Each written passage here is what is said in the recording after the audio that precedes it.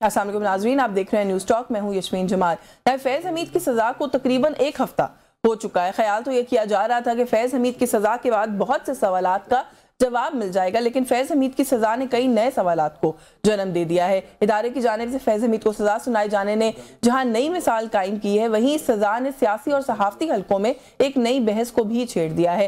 फैज़ हमीद को जिन 4 जराइम में सज़ा सुनाई गई, उनमें से एक का ताल्लुक इख्तियारात के नाजायज़ इस्तेमाल और दूसरा अवाम को नुकसान पहुंचाने का है, जो कि टॉप सिटी स्कैंडल से जुड़े मालूम होते हैं। लेकिन दीगर 2 जराइम, जिनमें ऑफिशियल सीक्रेट्स एक्ट की खिलाफ वर्जी और सियासत में मुदाखलत है, जिनकी तफसीलात अभी तक मंजर आम पर नहीं आई हैं कि आखिर उनके वो कौन से इकदाम थे जिनको सियासी मुदाखलत के जुमरे में लिया गया है। यहाँ पर एक सवाल और भी पैदा होता है कि फैज़ हमीद जो सियासी इकदाम कर रहे थे, क्या वो उनका इनफरादी फेल था? और सबसे अहम सवाल ये कि क्या फैज़ हमीद की सज़ा सियासत में गैर सियासी अनासर की मुदाखलत रोकने में अहम साबित होगी? क्योंकि पाकिस्तान की सियासी तारीख में गैर सियासी अंसर हमेशा से ही मौजूद रहा है। खुद मुस्लिम लीग नून की क़यादत PTI को एक प्रोजेक्ट समझते हैं और PTI को परवान चढ़ाने और 2011 में लाहौर के जलसे में अवाम का जमे गफीर लाने का इल्जाम साबिक DGI अहमद शुजा पाशा पर लगाते हैं। ना सिर्फ ये, 2014 में इमरान खान ने जो 126 दिन का धरना दिया था, उस हवाले से भी उंगलियां उस वक्त की एस्टैब्लिशमेंट की तरफ उठाई जाती थी। यानी हर दौर में गैर सियासी अनासर की जानिब से सियासी मुदाखलत की बातें होती रही हैं और इस हवाले से एक दूसरे पर इल्जामात भी आयद किए जाते रहे। खुद नवाज शरीफ साहब ज़ियाउल हक के मार्शल लॉ के दौर में पहले वजीर खजाना और फिर पंजाब के वजीर आला के मनसब पर फाइज रहे। 1990 में बेनज़ीर की हुकूमत गिराने और नवाज शरीफ को इक़्तिदार सौंपने की सारी रुदात असगर खान केस की सूरत में अवाम के सामने मौजूद है। माजी को देखते हुए अगर ये कहा जाए कि अगर इस्टेब्लिशमेंट सियासत में मुदाखलत ना करती तो शायद मौजूदा सियासी जमातों का वजूद ही ना होता। तो ये एक पॉइंट ऑफ डिस्कशन है, थोड़ा सा इस पर भी बात करेंगे। At the same time of course एक तो इमरान खान साहब के जो बेटे हैं उनका एक इंटरव्यू, और कल जो अडयाला के बाहर इमरान खान साहब से मुलाकात की एक कोशिश की है पाकिस्तान तहरीक इंसाफ ने, वो कुछ भारी साबित हुई है PTI के ऊपर। इस पर भी बात करेंगे। हमें प्रोग्राम में ज्वाइन किया है मेंबर है नेशनल असेंबली के पाकिस्तान मुस्लिम लीग नवाज की नुमाइंदगी करेंगे हाफिज मोहम्मद नुमान साहब। बहुत शुक्रिया सर आपका, अपने प्रोग्राम में वक्त दिया। नईम हैदर पंजोता साहब पाकिस्तान तहरीक इंसाफ से मौजूद हैं। बहुत शुक्रिया सर आपका भी, आपके वक्त के लिए। सर बहुत सारे इशूज़ हैं, उनके ऊपर बात करेंगे, लेकिन सबसे पहले मैं अगर हाफिज साहब आपसे गुफ्तगू का आगाज़ कर लूँ, फैज़ हमीद साहब का केस को लेकर मैं देख रही हूँ बड़े डिफरेंट एंगल से गवर्नमेंट के लोग भी उसको सामने लेकर आ रहे हैं, उस पर बातचीत की जा रही है। अगर ये कहा जाए कि ये एक मिसाल बन सकता है या साबित होगा, तो आप समझते हैं कि ऐसा हो जाएगा? क्योंकि मैंने भी मिसालें दी हैं, हमारा माजी भी भरा पड़ा है इस तरह के बहुत सारी मुदाखलत और इस तरह की के एलिमेंट्स है जो हमारे पॉलिटिक्स के अंदर। आपको लगता है इस तरह की सजाओं से रुकेगा मामला?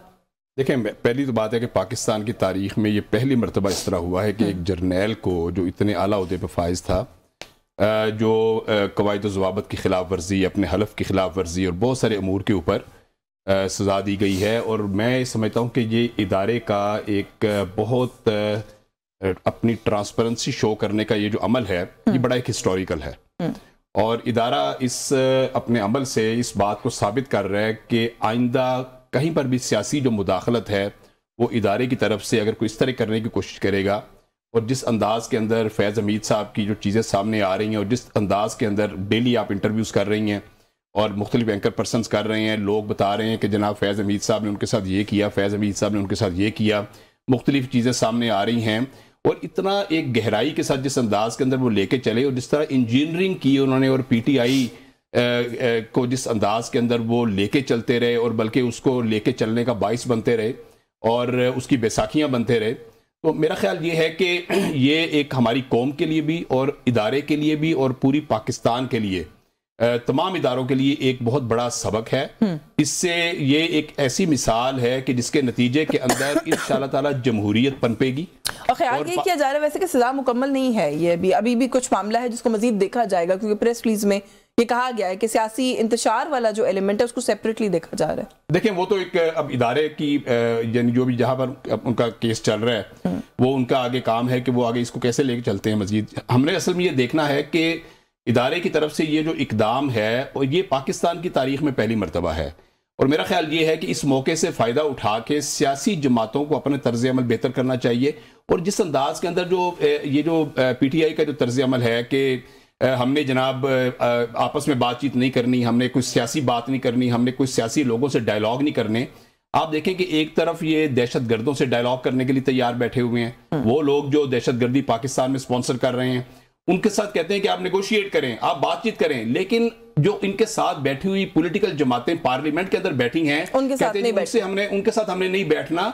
तो मेरा ख्याल ये है कि इनको ये गैर सियासी जमात है, इसको सियासी जमात बनना चाहिए। गैर सियासी जमात तो नहीं कह सकते, इस सेंस में कह रहा हूँ कि जो एक जहन है, जो इनका अंदाज वो ये है कि हम सिर्फ ठीक हैं और बाकी हमारे अलावा किसी का वजूद हमें बर्दाश्त नहीं है सियासत में। अच्छा, फैज हमीद साहब की जो सजा है ना पंजोता साहब, समझा गया कि वो हो जाएगी तो बहुत सारी चीजें जो है शायद कॉन्टेक्स्ट क्लियर हो जाएंगे बहुत सारी चीजों के। अभी भी इन्होंने कहा जी कि वो आपकी सियासी बैसाखी के तौर पर एक रोल जो है वो प्ले करते रहे। वो मामला तो चले जहां तक जा रहा है वो जा रहा है, लेकिन साथ में दूसरी बात ये कर रहे हैं, वही गुफ्तगू अब और भी सीनियर वुज़रा हुकूमत के कर रहे हैं कि आप लोगों का रवैया गैर सियासी है। राना सनाउल्लाह साहब कहते हैं कि जमहूरी तरीके से जद्दोजहद करें और कोशिश करें तो शायद आपको कुछ हासिल हो जाएगा।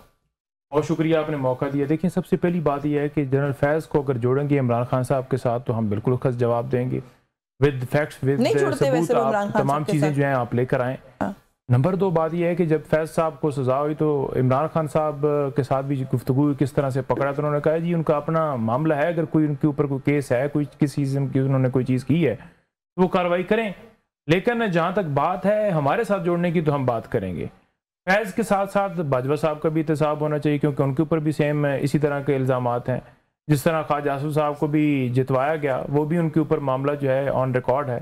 और जिस तरह जो है वो ख्वाजा आसिफ साहब कहते रहे कि 2019 के अंदर जो है हमें ऑफ़र की गई, तो वो भी मामला जो है बिल्कुल ऑन रिकॉर्ड है और उसके ऊपर भी मामला आगे बढ़ाना चाहिए। और इससे पहले आज तक जब से पाकिस्तान की तारीख गुजरी है, जितने ही लोग गुजर चुके हैं, जर्नैल गुजर चुके हैं, उन तमाम लोगों का एहतसाब होना चाहिए। और जिन्होंने 8 फरवरी को डाका डाला, या जो फस्ताई तभी भी जारी है, उसका भी एहतसाब होना चाहिए। तो हम तो कहते हैं क्रॉस द बोर्ड होना चाहिए।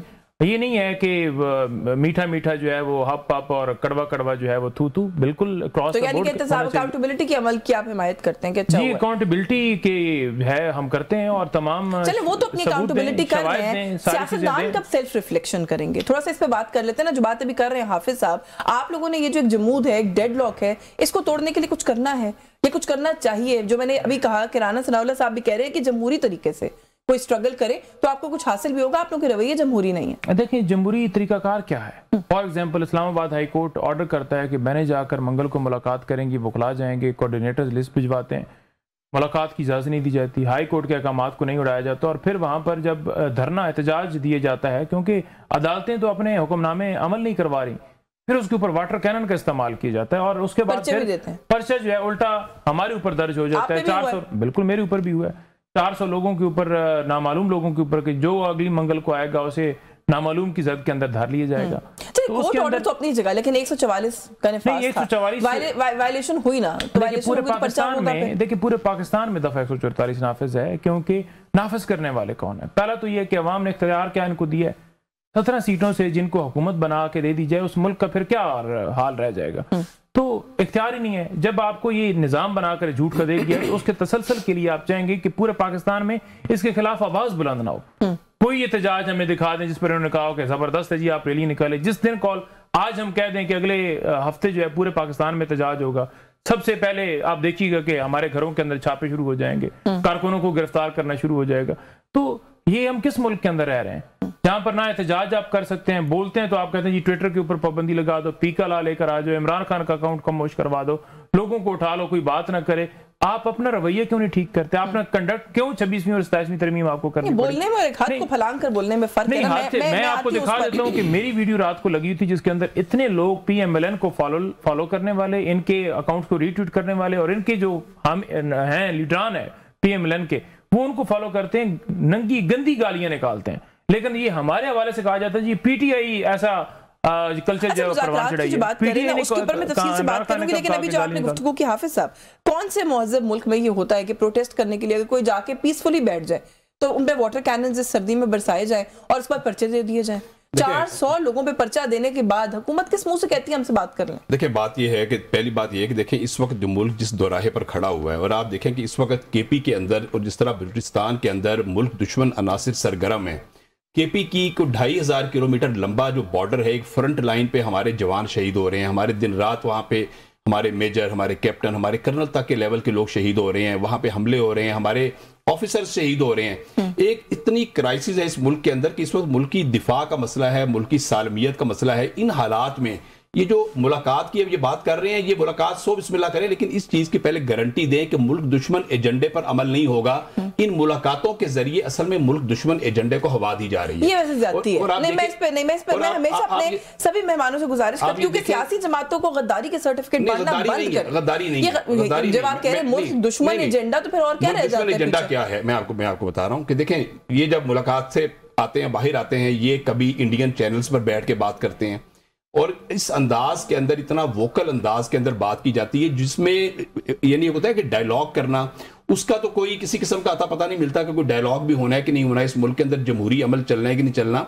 असल चीज है कि हर चीज को सेल्फ सेंटर्ड कर दिया गया है कि जो हमारी, सर मुझे लगता है कहीं ना कहीं हुकूमत करती है, कोई भी जमात जो हुकूमत में आती है वो खुद को रियासत क्यों समझ लेती है? आपके खिलाफ बात करना रियासत के खिलाफ बात करना नहीं है। बिल्कुल ठीक है, हमारे खिलाफ सो बिस्मिल्लाह ये 1000 दफा बात करें, मुल्क के खिलाफ बात ना करें। मुझे ये बताएं कि इन्होंने IMF को लेटर्स नहीं लिखे इस मुल्क को? मैं अभी की बात कर रही हूं, पुरानी हो गई ना बात। इन्होंने IMF को जो लेटर लिखते हैं, ये हुकूमत, ये US गवर्नमेंट को लेटर्स लिख रहे हैं कि पाकिस्तान को अपना पाबंदियां लगाई जाएं। आप ये देखिए कौन सी पाकिस्तान की ऐसी जमात पाकिस्तान की तारीख में, हुकूमत में आ गए हैं, ऑफिशियल रिकॉर्ड का अगर हिस्सा है तो पब्लिक कर दे। कौन सा लेटर लिखा था इन्होंने IMF को? मेरा तो नहीं ख्याल कोई खत पब्लिक हो चुकी हुई है। मैं कोई खत पब्लिक नहीं है, एक फोन कॉल लिखा। अच्छा, मैं आपको एक बात बता रहा हूं, देखिए पाकिस्तान मुस्लिम लीग नून और पीपल्स पार्टी के दरमियान हिस्टोरिकली आपस में कॉन्फ्लिक्ट रहा और कभी एक जमात की हुकूमत आती रही, एक दूसरी जमात अपोजिशन में बैठती रही, बहुत कुछ हुआ। लेकिन इस लेवल पर कि इधर जाके जनाब लंदन के अंदर जब मुजाहरे किए जाएं और उसके अंदर इंडियन झंडे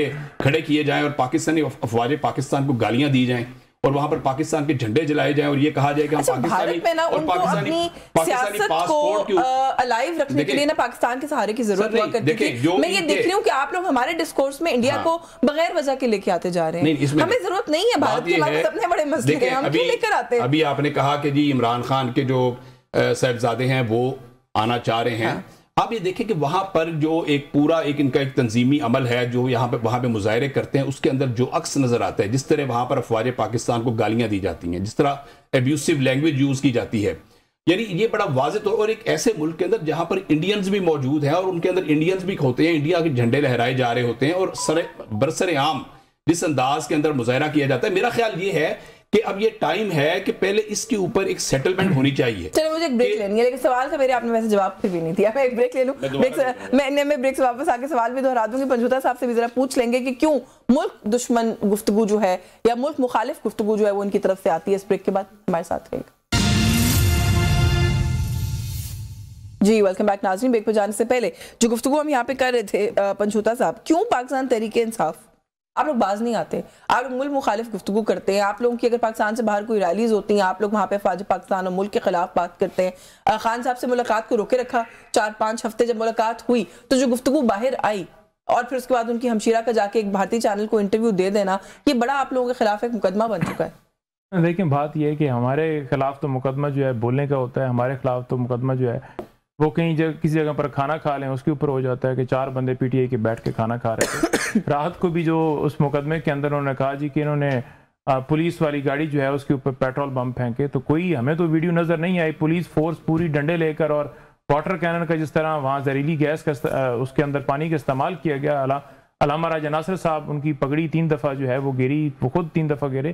खान साहब की बहन जो अलीमा आपा वो भी गिरी। और जिस तरह वहाँ लोगों को गिरफ्तार किया गया कि वो आकर इमरान खान साहब से मुलाकात की बात क्यों करें, यानी अगर कोर्ट अपने ऑर्डर्स इंप्लीमेंट करवा लेती तो कभी भी वहाँ पर कोई एहतजाज ना करता, कभी भी धरना ना देता। अब एक बात कही जा रही है, वो ये कह रहे हैं कि आप लिख के दे दें कि आप लोग कोई भी सियासी गुफ्तगू या कोई भी इश्तिहार अंगेज गुफ्तगू बाहर आके नहीं करेंगे, मुल्क मुखालिफ गुफ्तगू बाहर आके नहीं करेंगे, अग्रीमेंट कर लें, मुलाकात कर लें। देखिए कोई मुल्क मुखालिफ गुफ्तगू नहीं करता। बात यह है कि बयान हल्फी दे देना अगर नहीं करते। नहीं देखें बात यह है कि जहाँ ये बात करते हैं ना कि क्यों बयान हल्फी देते हैं, आर्टिकल 19 आपको हक देता है आप जो मर्जी बात करें। पाकिस्तान की अफवाज के खिलाफ कोई बात नहीं करता। PMLN के रहनुमाओं के वो तमाम बयान उठा के देख लें, जब वो कहते थे अफवाज के खिलाफ कोई नहीं बात करता। नहीं मैं इस तरफ जानना नहीं चाहती सर, लेकिन खान साहब का जो ट्वीट है उसमें अगर जिस तरीके से head of the armed forces को टारगेट किया गया, फिर उनके खिलाफ ही बात है ना सर। देखिए हेड ऑफ द पीपल जो है ना वो इमरान खान है, तो जिस तरह आवाम ने पॉलिटिकल बात की, 20 करोड़ लोगों के जो सरबराह हैं उनको आपने जेल में रखा हुआ है, यानी उसकी 20 करोड़ आवाम की वैल्यू नहीं है। तो ये अनाउंस से, ये जिद्दों से बाहर निकलें। जब आप गुफ्तगू करते थे ना PMLN वाले, तब वे कहते थे कि हम पूरे इदारे के बारे में बात नहीं करते, हम अफराद की बात करते हैं, 4 बंदों की बात करते हैं। राजा सुल्तान सिकंदर, उनकी मुद्दत पूरी हो गई है, उसके बावजूद वो सीट के ऊपर बैठे, तो मैं बात करूंगा। अभी जो हम बात करते हैं ना, बात करें की जो बात है, चले इनसे बात करने के ऊपर ही आ जाते हैं। मुफाहिमत की जो बात हो रही थी, अभी जो खबरें आ रही हैं कि शायद कोई एफर्ट आप लोग लीड कर सकते हैं, आपकी जो सेकंड टियर लीडरशिप है वो उसकी तरफ आ सकती है। फवाद चौधरी, महमूद मौलवी, कुछ नाम आ रहे हैं कि वो जाके कोट लखपत में मुलाकातें कर रहे हैं शाह महमूद कुरैशी वगैरह। जितने मर्जी ये करते रहे, बात है खान साहब ने मैंडेट दिया अल्लामा राजा नासिर को और महमूद अचकज़ई को, वही तरीक भी चलाएंगे, कोई लीड करेंगे। काबिल नहीं था, ये एक और मसला है। पीटीआई में कोई इस काबिल नहीं था। नहीं, बिल्कुल काबिल है। मैंडेट दिया जाता। मैं बताना चाह रहा हूं कि जो भी कोई इस तरह की बात करता है कि जिसके अंदर कौमी सालमियत के हवाले से बात होती है कि आज मुल्क के अंदर मुल्क को मुआशी तरक्की की तरफ लेके जाना है, मुल्क की सालमियत का दिफा करना है, उनको फौरी तौर पर अब आप देखें कि इवन के जिन लोगों ने NSW national security workshop NDU की अटेंड की, उनको कहा गया कि ये हमारी PTI के मीर जाफर और मीर सादिक हैं, यानी अपने ही 12-13 अरकान असेंबली को बना दिया। कि मेरा ख्याल है ये एक्सट्रीम रवैया है, ये एक्सट्रीम रवैया जो है ये खत्म होना चाहिए। पार्टी का एक कोड ऑफ कंडक्ट होता है, उसको तो वायलेट नहीं किया जा सकता। आप करेंगे तो शायद आपकी पार्टी आपके खिलाफ। देखिए ये बहुत बड़ी दुनिया है, देखिए ये एक मुल्क है जिसके अंदर हर तरह के लोग रहते हैं, कहीं पर दरवाजे बंद नहीं होते। इनका जो रवैया है, जिस अंदाज में कह रहे हैं जी कि वो जो जितने भी इनके अरकान थे जिनकी बुनियाद पर यानी ये सारी PTI बनी थी, आज वो भी सारे गद्दार हैं। आज जिन्होंने NSW जिन्होंने अटेंड कर ली वो भी गद्दार डिक्लेयर हो गए। तो मेरा ख्याल है कि फिर बात कहाँ पे जाएगी, ये बड़ी चीज़ है। कि मैं समझता हूँ कि PTI के जो सपोर्टर्स हैं, जो कि मैं समझता हूँ बहसीयत मजमूई मुहिब्बे वतन है, PTI के जो वोटर सपोर्टर्स हैं बहसीयत मजमूई, उनके बड़ी मेहरबानी आप नहीं वो जो वोटर सपोर्टर में बात कर रहा हूँ, उनको ये चाहिए कि वो इस चीज़ को जरूर देखें कि आइसोलेशन में उनको कौन लेके जा रहा है। यानी इस पूरी जमात को जो आइसोलेशन का जो है, वजह क्या है कि आप को किसी के ऊपर एतमाद ही नहीं है। इस जमात को कॉर्नर आप लोग करें। अच्छा, फिर उसके बाद नहीं, इस बात का इतराफ करें कि इनको कॉर्नर आप लोग करें। ये कहना राना सनाउल्लाह साहब का भी और आपका भी कहना बहुत अच्छा है कि यहाँ के सियासी लोगों से बात करें। कल आप लोगों ने इनके 400 लोगों के ऊपर इनके समेत पर्चा दिया है, आज आप कहते हैं बात करने। कैसे बात करने? डेढ़ हफ्ता कबल मैं सरदार एयाज साहब के स्पीकर चैम्बर के अंदर पूरा डेलीगेशन जो पार्लियामेंटेरियंस हैं ऑनरेबल इनके जो PTI के, वो सारे वहां पर तशरीफ फरमाते, मैं वहां बैठा हुआ था। बड़ी लंबी वहां पर सरदार साहब से गुफ्तगू उनकी हो रही थी और उनका ये स्टैंस था कि हमें मुलाकात के हवाले से हम बात करें। इनके 80% पार्लियामेंट्स सूबाई असेंबली के उनके ऊपर पर्चे हैं। राना सनाउल्लाह साहब हैं, मेरे ख्याल है इनके चीफ मिनिस्टर को भी इश्तिहारी करार दे दिया आज की तारीख में। राना सनाउल्लाह साहब भी वहां मौजूद थे, तो उसमें जो पार्लियामेंटेरियंस थे PTI के, उन्होंने बेबसी का मुजाहरा किया। उन्होंने कहा जी हुकूमत के साथ बातचीत करने में हम बड़े बेबस हैं, हमें कहीं से इजाजत लेनी पड़ेगी, हम हुकूमत के साथ बात नहीं करेंगे। Why not? देखिए ना, असल चीज क्या है कि ये फाशिस्ट एक सोच के साथ चलना, और ये मेरा ख्याल है कि मुनासिब बात नहीं है कि सिर्फ हम ही इस मुल्क के अंदर उन्होंने लीडर ऑफ द ऑपोजिशन का नाम दिया, आप लोग नोटिफिकेशन नहीं करे, फाशिस्ट वो हैं, वो जाते हैं मुलाकात करने के लिए अपने लीडर के साथ, आप लोग उन पे पर्चे देते हैं, वाटर कैनन मारते हैं, फाशिस्ट वो हैं। उसका पूरा मैंने कॉन्टेक्स्ट उसका मैंने आपको बताया बड़ा वाज़ेह तौर पर कि ये इनकी जो मुलाकात के हवाले से बात कर रहे हैं आप लोग बेबस पंजूता साहब। नहीं आपको, आप लोगों के पास ग्रीन सिग्नल नहीं, आप बात नहीं कर सकते। देखें ये सारे इनके प्रोपेगेंडे हैं, बेचारों के पास खुद इख्तियार नहीं है किसी किस्म का। आपके सामने है कि वज़ीर आला ने कहा कि मेरी मुलाकात करें, तो कहा कि पूछ के बताऊंगा। उसके बाद हमने 4 लोगों के नाम दिए, राना सनाउल्लाह साहब ने कहा कि आप वो प्राइम मिनिस्टर साहब ने कहा मैं देखूंगा, देखें इंटीरियर मिनिस्ट्री से हुकूमत से पूछूंगा। हाँ जी, हुकूमत से पूछेंगे और नीचे फिर पंजाब से पूछेंगे और पंजाब वाले फिर पुलिस से पूछेंगे और पुलिस वाले फिर जो है आगे बाहर खड़े जो एहलकार हैं उनसे पूछेंगे। तो वो तो सारी चीज नजर आ रही है।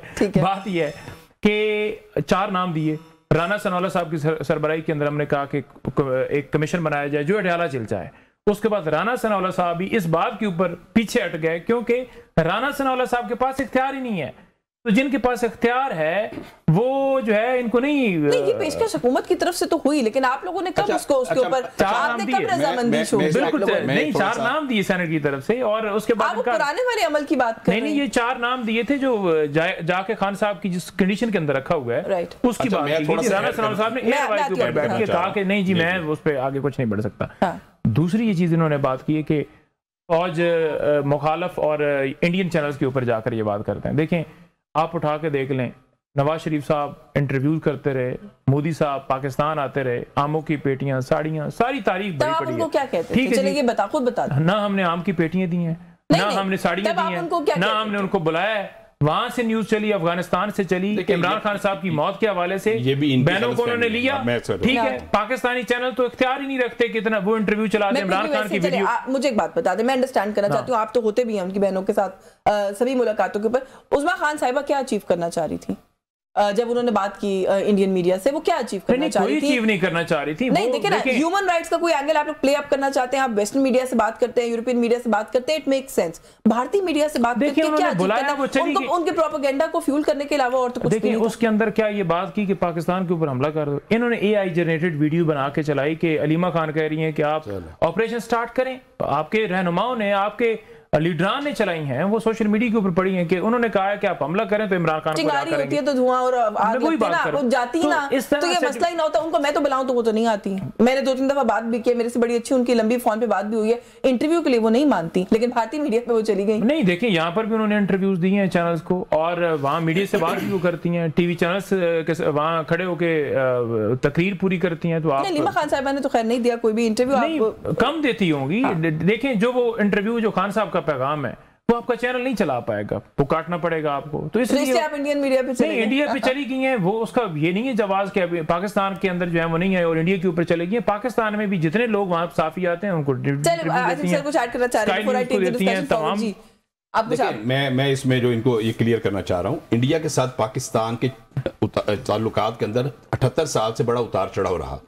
बड़ी दफ़ा जंगें हुई, बड़ी दफ़ा डायलॉग्स भी शुरू हुए, नेगोशिएशंस भी हुई, डेलीगेशन आते जाते रहे, एम्बेसी भी वहाँ पर मौजूद है। असल इशू ये है कि इस वक्त जो मौजूदा सूरत हाल है, ये नवाज शरीफ की बात करते हैं, उस वक्त कोई जंग की कैफियत नहीं थी। आज जब ये कश्मीर का वाक़या हुआ और जिसके बाद इंडिया ने बगैर किसी जवाब के पाकिस्तान के ऊपर अटैक किया, इन्होंने अपना मुरीदके में अटैक किया, इन्होंने हमारे जिस वक्त ये बात कर रहे हैं उस वक्त भी कश्मीर तो आजाद नहीं हुआ था। 1 सेकंड, 18 या 20 लोग जो शहीद हुए, उस वक्त कौन सा नहीं वो ठीक है, वो मैं आपने कई तारीफ पढ़ी और हमेशा नहीं होती कि हमेशा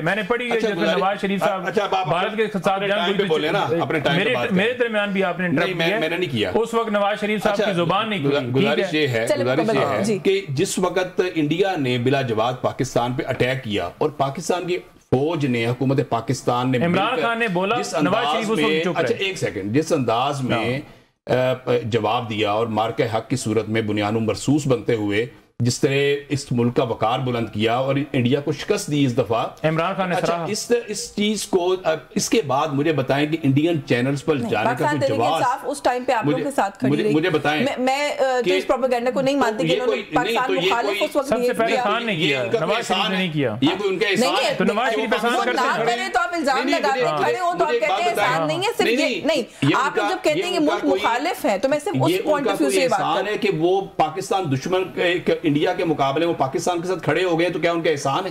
नहीं है। हर पाकिस्तानी का ये फर्ज है, फर्ज बनता था, बिल्कुल बनता था। अब क्या माने तो सही ना कि उन्होंने अपना फर्ज पूरा किया, लेकिन अब उन्होंने फर्ज तर्क कर दिया दोबारा। अब वो इंडियन मीडिया के ऊपर जाके जो पाकिस्तान के खिलाफ एंटी स्टेट मैं 2-3 दफा ये मुझे ब्रेक भी लेनी है, मैं 2-3 दफा ये सवाल पूछ चुकी हूं कि करण थापर साहब, बरखा दत्त साहिबा ये पाकिस्तानी है, मियां साहब इनको इंटरव्यूज नहीं दे चुके, जाती उम्रा में बुला के इंटरव्यू दिया बरखा दत्त साहिबा को, हमें तो नहीं देते। बात ये है कि आप मौके की मुनासबत देखें, भारत के साथ हमारे ताल्लुकात कभी भी अच्छे नहीं रहे। इंडिया जो है इस वक्त इंडिया दुश्मन नंबर 1 है जो बलूचिस्तान में हमेशा दुश्मन नंबर 1 था। जो अफगानिस्तान से इधर वार कर रहा है हमारे ऊपर, इस वक्त जरूरत इस अमर की है कि पूरी कौम इंडिया के मुकाबले पे खड़ी हो। मुझे सर एक ब्रेक लेनी है, लेकिन ये बहुत अनफॉर्चुनेट एक फैक्टर है जो मैं इंक्रीजिंगली देख रही हूं कि भारत तो हमें लेकर हमेशा एक पागलपन का मुजाहिरा करता ही था। हम अपनी बहस के अंदर भारत को लाकर हम इसलिए लेकर आ रहे हैं कि हमारे जवान शहीद हो रहे हैं, हमारे फितरा ख्वारिज में और फितरा हिंदुस्तान में हमारे जवान शहीद हो रहे हैं, हमारी कौम के बच्चे शहीद हो रहे हैं, हम क्यों लेकर आएंगे? हमने बलूचिस्तान में इन्होंने तबाही मचाई हुई है, इन्होंने केपी के अंदर तबाही मचाई हुई है, ये इनके केपी के अंदर हमने क्या तबाही मचाई? मैं आपको नहीं कह रहा, इंडिया को कह रहा हूँ, तो आप क्या कि जहां पर 2,500 किलोमीटर लंबा जो बॉर्डर है, 2,500 किलोमीटर लंबा बॉर्डर, उधर एक गैर जिम्मेदार हुकूमत है जो कि बज़ाहिर स्पॉन्सर बन गई है दहशतगर्दी की। अब इस मुझे बताएं इस बात का क्या इलाज है? पहले ये कमिटमेंट करें, पहले ये कमिटमेंट करें। नवाज शरीफ साहब हैं, आपकी हुकूमत है, शहबाज शरीफ साहब हैं, मरियम साहब हैं दहशतगर्दी के स्पॉन्सर, जिनके कारोबार है इंडिया के साथ, फितना हिंदुस्तान को स्पॉन्सर नहीं करेंगे। मेरा ख्याल है ये किसी को भी ना आप कहें और ना आप नहीं, वही ये कहेंगे तो मैं भी कहूंगा। एक ब्रेक लेनी, ब्रेक से वापस आके मजीद कुछ इश्यूज पे बात करते हैं। खान साहब के साहबजादे पाकिस्तान आने की बात करें, उस पर भी बात करेंगे, हमारे साथ रहिएगा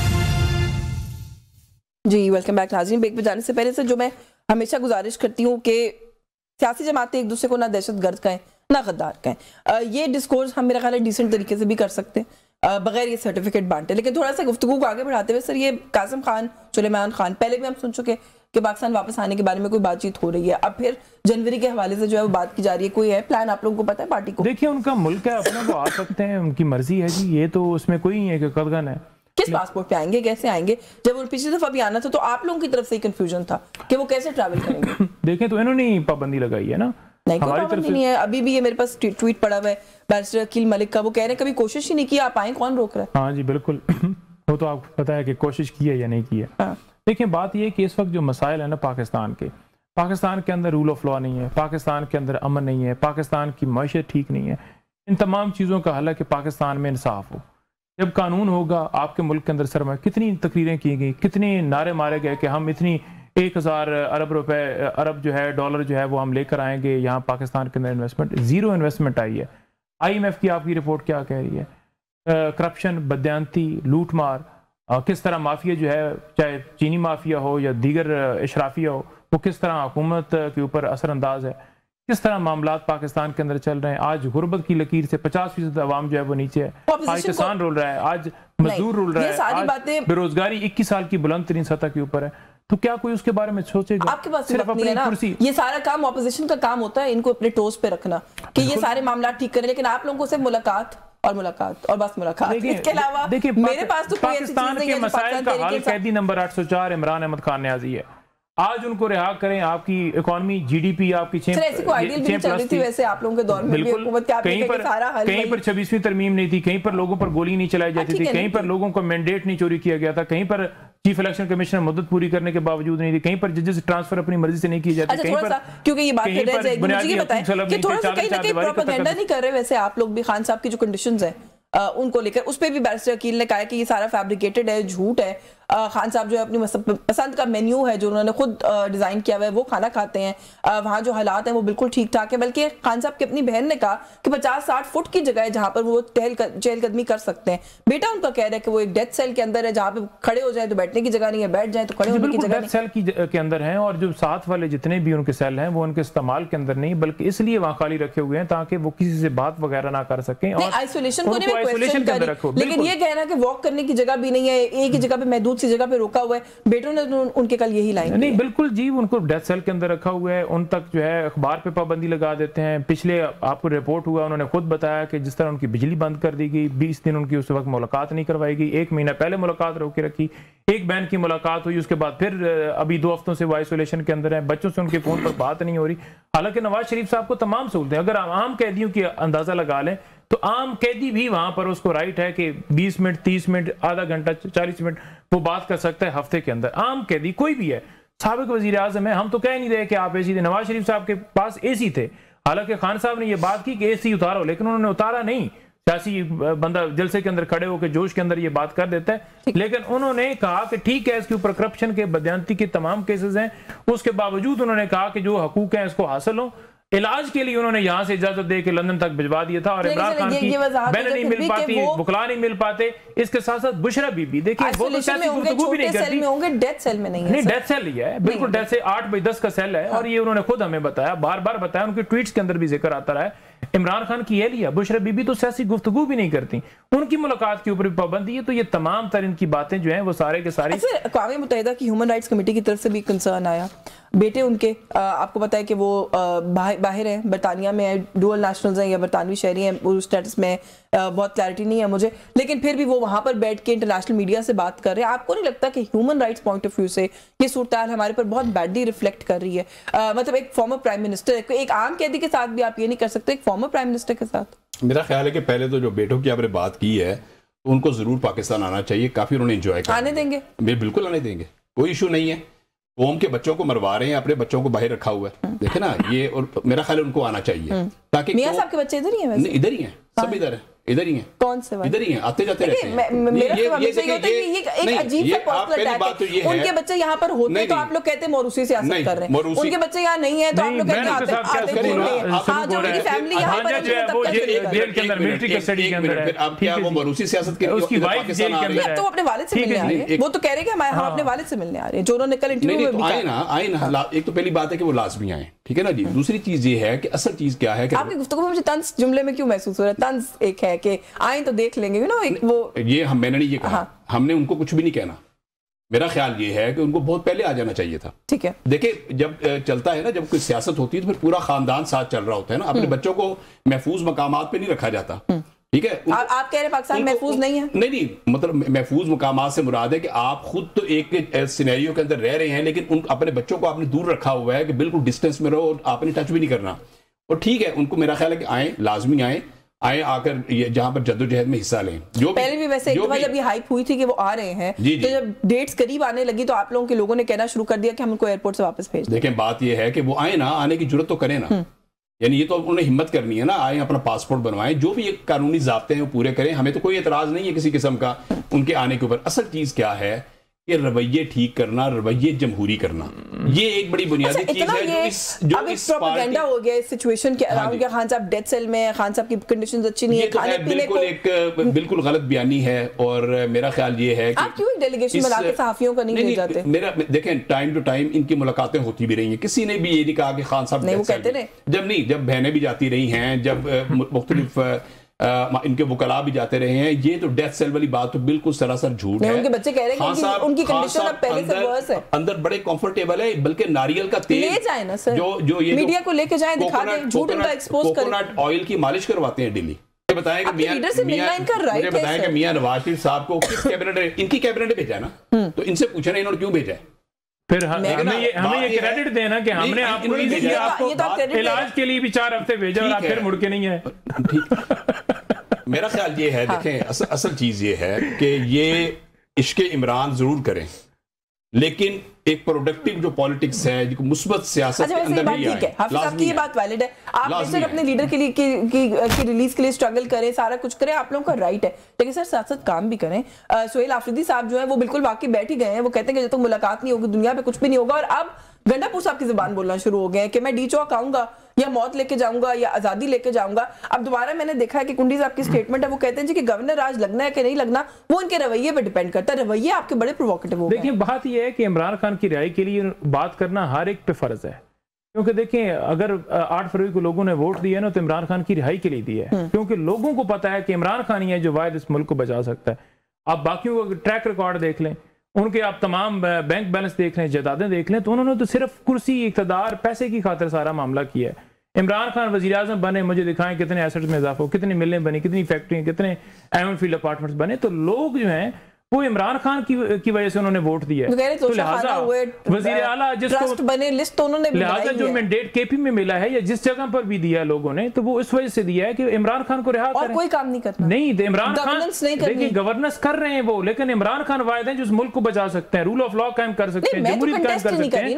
मैं वही गुजारिश कर रहा हूँ आपके इस राइट को, मैं कह रही हूँ और कुछ नहीं करना। देखिए जिस शख्स ने 27 साल स्ट्रगल की, जो शहजादा, जो हीरो, उसको जेली मुकदमात के अंदर, जिसने नमल यूनिवर्सिटी बनाई, जिसने शौकत बनाया, जिसने 18 से ज्यादा जिसको तमगे मिले, जिसने बतौर वजीर आजम जिसकी खिदमत, जिस तरह इंसानी खिदमत उसने की है, उसको झूठे मुकदमात में जेल में डाल दिया। और वो जो कौम की आखिरी मुरीद है उसकी रिहाई के लिए कुछ ना करें और हाथ पे हाथ धर के बैठे रहे। बिल्कुल गवर्नेंस के हवाले से भी वो काम कर रहे हैं, करप्शन के ऊपर भी पूरा उनका फोकस है, वो हर तरह के मामलात को बेहतरीन तरीके से चला रहे हैं। लेकिन सर ये मुलाकात वाला मसला जो है इसके इर्द गिर्द कुछ बेहतरी करेंगे तो हो सकता है जो डेडलॉक जिससे मैंने आगाज किया था गुफ्तगू का, शायद वो हिले थोड़ा सा। हुकूमत चाहती है कि डेडलॉक बिल्कुल खत्म हो। हुकूमत चाहती है कि बड़ी बैलेंस अप्रोच के साथ हम आगे चलें। देखिए इस मुल्क ने बैलेंस अप्रोच हम अपनाएंगे तो इस मुल्क ने आगे बढ़ना है और मिल के बढ़ना चाहिए। और तमाम सियासी जमातों को पहले जा खड़े थे, आज भी निहायत डिटेल से उसी असल क्या हाल है, असल हाल क्या है, पता नहीं किस बात का इतराफ कर रहे हैं। असल चीज है डायलॉग, आपस में मिल बैठे डायलॉग करें और सियासी जमातें आपस में खत्म हो गया, वरना मैं इस पे मजीद जरूर बात करती। आपका बहुत शुक्रिया हाफिज मोहम्मद नुमान साहब, आपने वक्त दिया। नईम हैदर मंजूदा साहब से thank you so much for your time. Viewers news talk से आज के लिए बस यही कुछ, मुझे इजाजत दीजिए, अल्लाह हाफिज।